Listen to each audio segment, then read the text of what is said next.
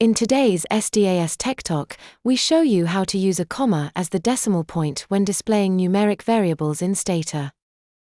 To change the default decimal point to always be a comma, use the command set dp comma. As seen when we browse the data, all the decimal points are now commas and the thousand separators are now periods. Use the command set dp period to return to the default setting of a period as the decimal point. To change the decimal point for a single variable, simply use the comma instead of a period in the format command.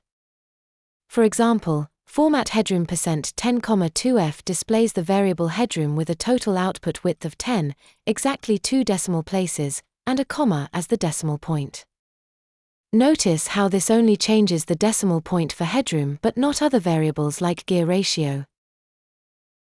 Thank you for watching.